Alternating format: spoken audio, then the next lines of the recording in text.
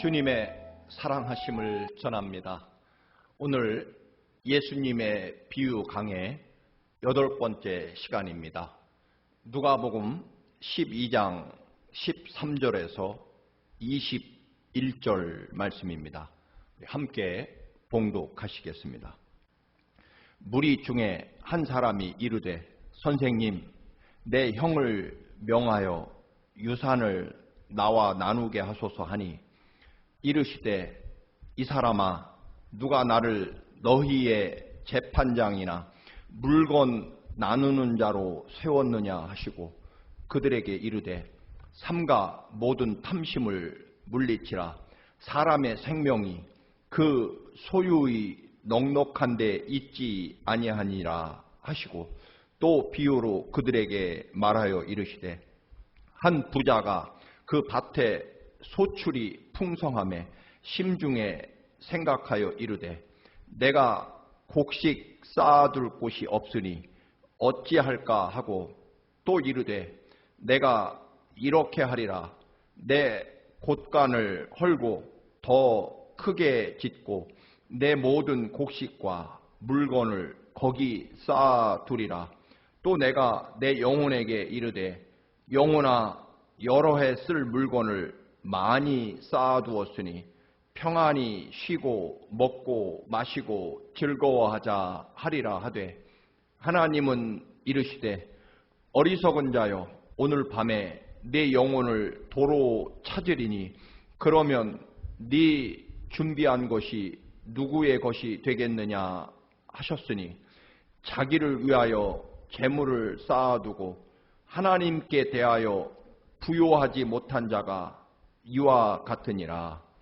아멘. 19세기 초반 미국 남부에서 있었던 일입니다. 한 사람이 큰 목화밭을 갖고 있었고 그 마을에서 가장 부자였습니다. 물론 목화밭이 크니 노예들도 많이 있었습니다. 그중 한 신앙이 좋은 노예가 있었습니다.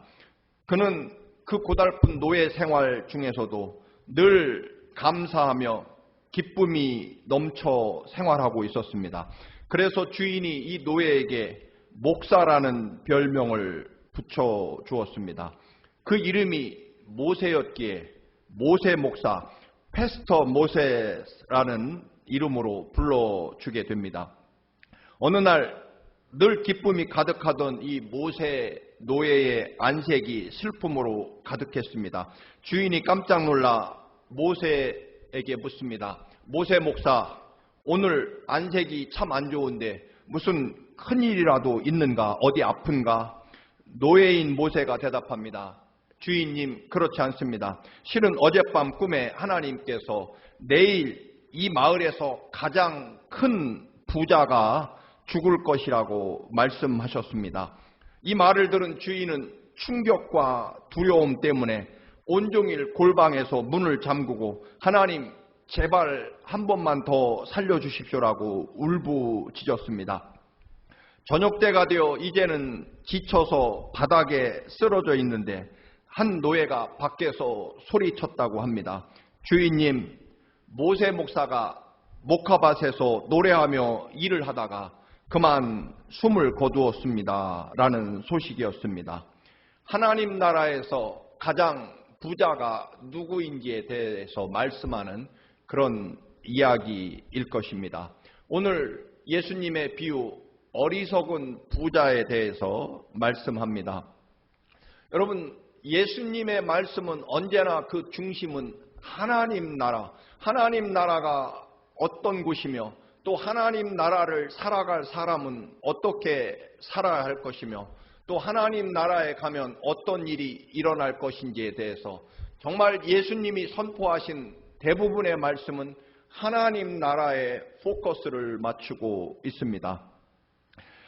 예수님께서 아마 말씀을 전하려고 하실 때 그 많은 사람 중에 한 사람이 예수님에게 부탁합니다. 선생님, 우리 형님에게 명령하셔서 아버지의 유산을 저에게 나누어 줄 수 있도록 주님이 좀 명령을 내려 주십시오. 아마 이 말에 따르면 예수님의 제자 중에 이 젊은이의 형이 있었던 것 같습니다. 그러니까 선생님인 예수님이 야, 네 동생에게 아버지에게 물려받은 재산을 나누어 주라고 선생님이신 예수님이 제자에게 말하면 들을 것이다. 아마도 이 동생이 아무리 얘기를 해도 형이 아버지가 물려준 유산을 아마 나누어 주지 않았던 것 같습니다. 그러자 예수님이 말씀하십니다.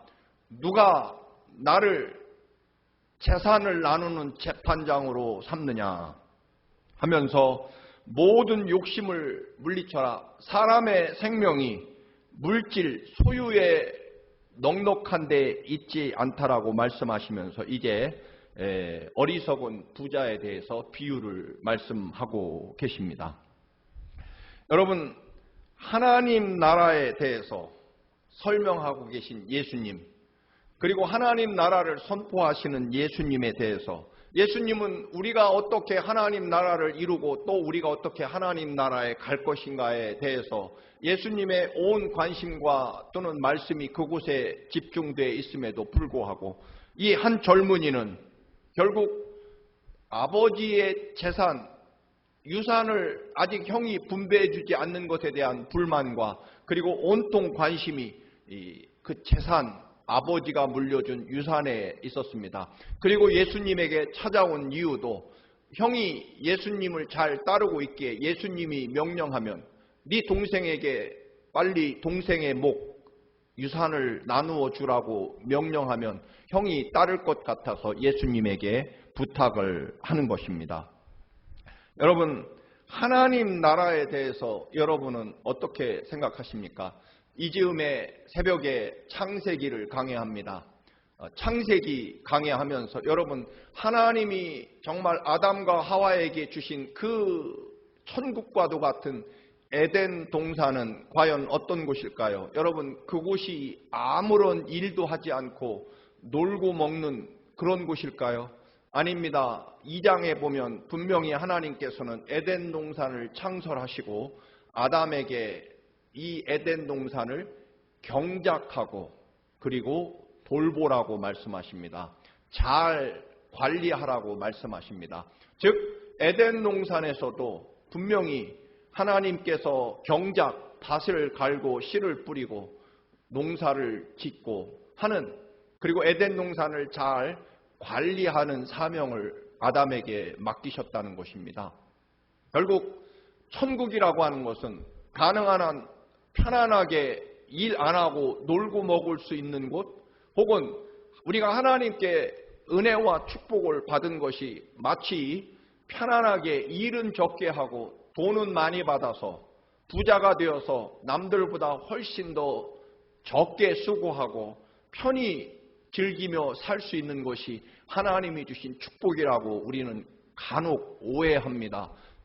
여러분, 절대로 그렇지 않습니다. 오늘날 이 시대의 물질주의 가치관에 철저하게 물들어 있는, 그래서 우리 심지어는 하나님의 백성들조차도 일을 안 하고 편히 먹고 마시고 노는 것이 하나님이 내게 주신 축복이라고, 그리고 일을 많이 하면 할수록 오히려 하나님 앞에 복을 받지 못한, 심지어는 안 됐거나 불쌍하다고 여기는 그런 물질주의 가치관이 팽배합니다. 여러분, 그렇지 않습니다. 하나님께서, 아버지께서 일하시니 나도 일하노라 라고 예수님이 분명히 선언하십니다. 여러분, 일이라고 하는, 노동이라고 하는 것은요, 정말 하나님이 우리에게 주신 위대한 축복입니다. 기쁨과 감사로 하나님이 내게 주신 그런 사명, 소명, 그리고 노동의 그 거룩한 가치를 우리가 감당하며 다만 기쁘게 감사함으로 하나님이 내게 이런 일을 주시는구나, 일할 수 있는 기쁨과 은혜를 감사하면서 일하는 것, 그것이야말로 진정한 축복이라는 것입니다. 그런데 오늘 이 젊은이는 하나님 나라를 자기 재산 찾는 데 이용하죠. 혹은 예수님을 자기 유산을 형에게 찾아내는 일에 예수님을 이용한다. 예수님을 자기 욕심 채우는데 사용하고 있는 것을 볼 수 있습니다. 오늘 예수님이 비유로 한 부자가 너무나 많이 농사가 잘 되고 풍년이 들어서 정말 창고를 어마어마하게 크게 짓고 그리고 모든 물건을 쌓아두고 마음껏 먹고 마시고 쉬고 즐겁게 살겠다라고 그렇게 심중에 결심하면서 그렇게 자신에게 주어진 축복을 창고를 더 지어서 쌓아놓게 됩니다. 오늘 이 비유 중에 가장 많이 사용되는 단어가 무엇일까요? 그것은 내 것이라는 단어입니다. 내 곳간을 헐고 더 크게 짓고 내 곡식, 내 물건, 또 내 영혼 편히 쉬고 먹고 마시자.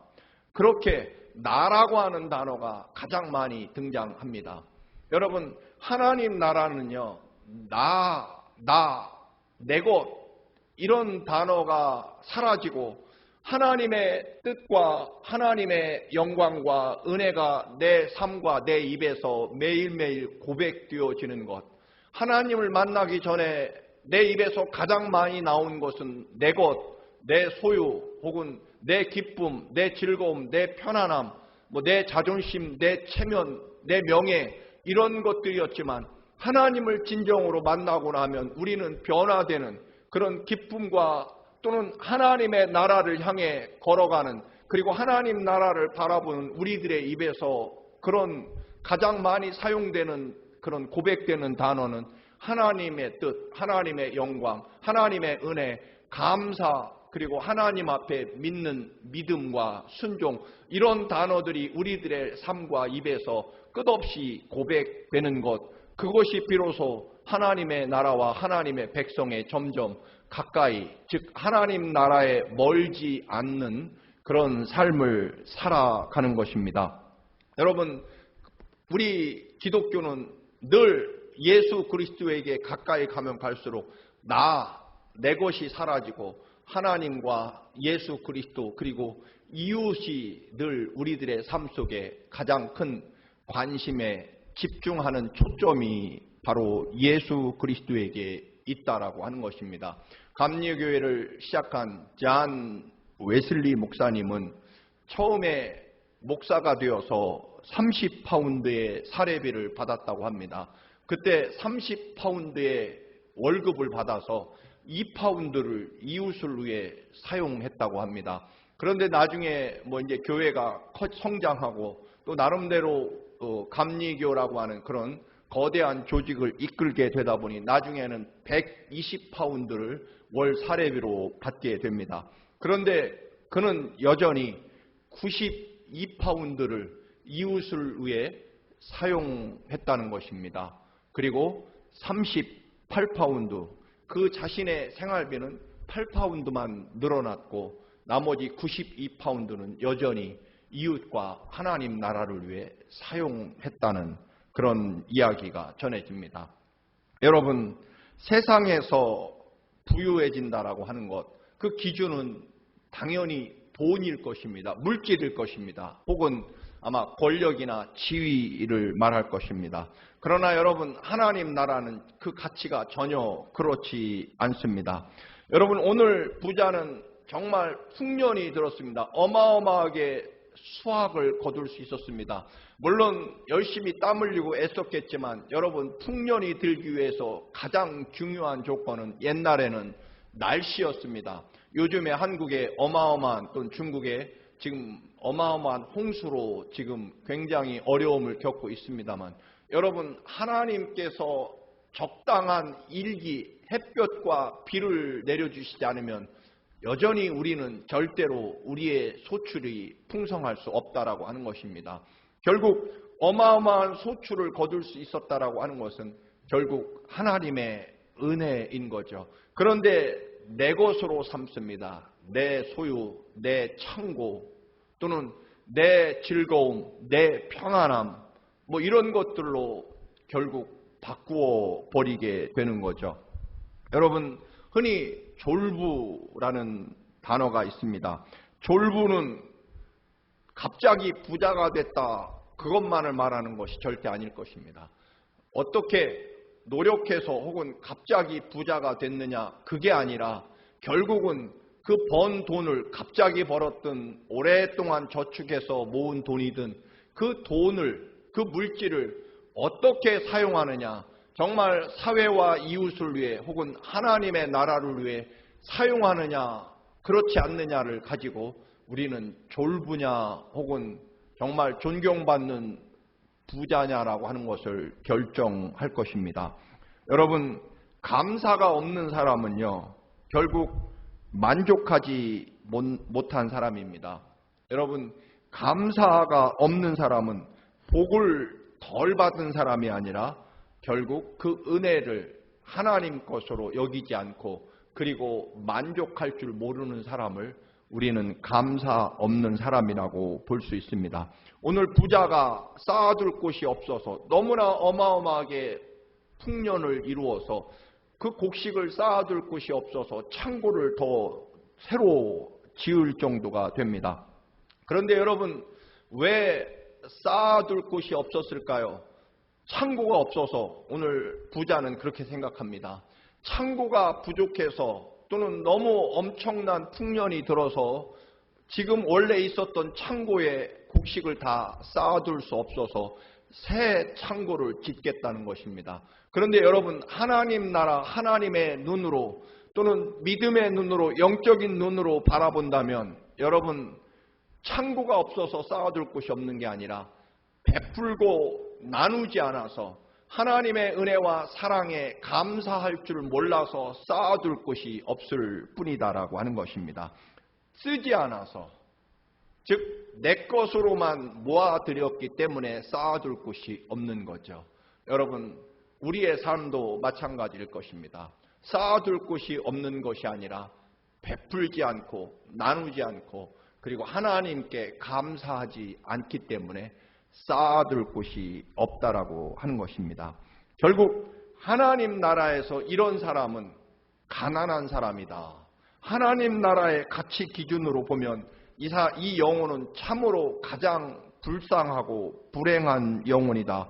근데 우리는 돈이 많으면 잘 사는 사람이라고 말하고 심지어는 더 나아가서는 하나님의 축복을 받아서 이렇게 부자가 됐다라고 그렇게 생각합니다. 또 반대로 내가 가난하고 어려우면 물질적으로 경제적으로 궁핍하면 나는 하나님의 축복을 덜 받은 사람이라고 그렇게 움츠려 듭니다. 아닙니다, 여러분. 하나님 나라에서 가난한 사람은요, 감사가 없는 사람입니다. 하나님의 은혜와 사랑을 모르는 사람들입니다. 그리고 언제나 이 동생 젊은이처럼 예수 그리스도를 따르는 그런 목적이 결국 형님에게 유산을 상속받아서 나도 내 몫을 받아서 나도 편안하고 풍부하게 부를 누리며 살고 싶은 그런 가치관에 매여 있기 때문에 그렇고, 오늘 예수님은 그 젊은이를 향해서 네가 형에게 유산을 상속받지 않아서 또는 형이 그 많은 유산을 혼자 독차지해서 네가 가난한 것이 아니다. 너는 네 영혼은 하나님의 사랑과 은혜와 말씀이 들어있지 않아서 가난하고 불쌍한 것이다라고 말합니다. 그 젊은이에게 만약에 예수님의 명령대로 명령을 내리셔서 형의 유산을 상속받았다고 해서 그 젊은이가 부유해지는 것, 하나님 나라의 기준으로 부유해지는 것은 아니다라고 하는 것입니다. 하나님 나라에서 부자는 누구냐? 결국 하나님 나라 백성이 맞다면, 우리가 예수 그리스도의 보혈의 피로 구원받은 하나님 나라 백성이고 우리의 목적지가 영원한 하나님 나라라고 한다면, 이 땅이 아니라 하나님의 백성으로 하나님 나라를 향해 걸어가는 사람이 맞다면, 여러분, 우리는 우리의 부유함의 기준을 바꿔야 된다는 것입니다. 그것은 하나님이 내게 주신 현재 시편에 있는 말씀처럼 하나님이 줄로 재서 구분해서 내게 맡겨주신 구역, 즉 복의 분복을 감사할 줄 아는 사람이, 그 사람이 부자다라고 하는 것입니다. 여러분, 세상에서 경제적으로 부유한 나라들이 조사해보면 행복 지수가 낮습니다. 그리고 오히려 정반대로 정말 가난한 나라들이 행복 지수가 높은 것을 볼 수 있습니다. 우리는 끝없이 더 가져야만 행복할 것이라고 여기지만 하나님 나라에서는 전혀 그렇지 않습니다. 하나님 나라에서의 부자는 하나님에 대한 사랑과 감사가 얼마나 커지느냐가 결국 하나님 나라의 부요함을 결정한다라고 하는 것입니다. 내일 받을 은혜와 축복을 바라보는, 즉 내일을 향한 하나님의 은혜와 축복이 내일 더 크게 준비될 것을 바라보며 오늘을 감사하는 사람이 하나님 나라의 부자일 것입니다. 아직 받지 않았지만 그러나 받을 것이 틀림없다라고 믿는, 그래서 지금이 아니라 앞으로 하나님께 받을 은혜를 바라보면서 받게 될 은혜에 대해서 믿음과 감사를 드리는 사람이 하나님 나라의 부자다라고 하는 것입니다. 그래서 늘 내일, 물론 오늘도 마찬가지입니다만 내일이 하나님의 은혜와 사랑 가운데 있다라고 믿는 사람이 부유한 사람입니다. 그리고 육체가 아니라 영혼이 얼마나 풍성하냐, 영혼을 더 소중히 여기고 영적으로 영혼이 더 하나님의 은혜와 사랑 안에 풍성하다고 믿는 사람이 하나님 나라의 부유함을 가진 사람입니다. 그리고 진짜 부자는 모든 것이 다 하나님의 은혜요, 하나님이 허락해 주신 것, 즉 내 삶의 모든 것 주인이 하나님이시라고 고백하는 사람에게, 왜냐하면 나는 하나님 아버지의 것으로, 하나님 아버지께서 허락하시는 것으로 살아가는 사람이니까, 결국 내 아버지는, 쉽게 말해서 내 아버지는 하나님이시니까 그렇게 믿고 그런 믿음으로 살아가는 사람이 가장 부자다라고 하는 것입니다. 결국 하나님의 나라는 내일을 준비하는 사람입니다. 그 내일을 준비한다는 것은 결국 오늘 가진 것에 대해서 감사하고 오늘 현재 소유한 것이 하나님 것임을 고백하고, 그리고 이웃과 하나님의 영광을 위해서 지금 내 삶을 드리는 사람, 그리고 내 모든 삶의 기준이 하나님 나라를 향해 있는 사람이 바로 내일을 준비하는 사람일 것입니다. 하나님의 말씀이 그에게 있는 사람, 그리고 이웃을 내 몸처럼 사랑하는 사랑이 큰 사람이 하나님 나라에서 정말 부자다라고 하는 것입니다. 여러분, 이 믿음, 이 은혜를 가지고 하나님 앞에 서시기를 바랍니다. 세상 사람들은 물질주의, 그리고 자신의 입고 있는 소유 또는 차지하고 있는 자리를 가지고 부를 결정하지만 여러분 절대 아닙니다. 흔들리지 마시기 바랍니다. 여러분, 세상은 정말 여러분 흔들리고 사람들은 매일매일 물질적 가치 기준, 육체의 욕망으로 변해가지만 여러분, 우리의 기준은 언제나 분명합니다.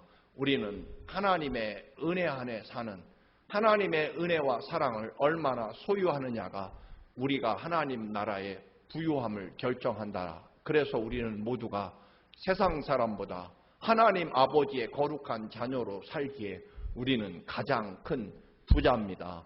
그저 여러분 그 세상 현실과 다른 이야기가 아니라 정말 우리는 우리의 영혼이 우리 삶을 결정한다고 믿고, 그리고 우리 영혼이 하나님 나라에 있음을 믿기에 진정 우리는 부유한 사람이다 라고 하는 것을 우리가 늘 기억하면서 내 모든 삶이 하나님께 있으므로, 하나님 것이므로 나는 가장 존귀하고 거룩한, 그리고 하나님의 소유된 사람으로서 하나님의 거룩함을 누리는, 정말 이 땅이 감당치 못하는 하나님의 자녀로서의 삶을 살아가시는 여러분들이 되시기를 주님의 이름으로 축원합니다. 할렐루야. 기도드리십니다. 거룩하신 주님, 정말 세상이 날로 물질주의 그리고 육체의 욕망에 매여 아버지 물질이 모든 것을 결정하는 시대를 살아가지만 아버지, 우리는 결단코 하나님 나라의 그 거룩한 자녀로 십자가에 나를 살리기 위해 죽도록 사랑하시는 하나님의 사랑이 크므로 주님이 주신 은혜와 감사의 크기로 우리들의 부유함을 결정할 줄 아는, 그래서 다시 한번 아버지, 세상이 흔들리고 사람들은 변해가지만 우리의 아버지 믿음과 가치와 기쁨과 감사는 오직 하나님 나라가 되게 하옵소서. 예수 그리스도의 이름으로 기도드립니다. 아멘.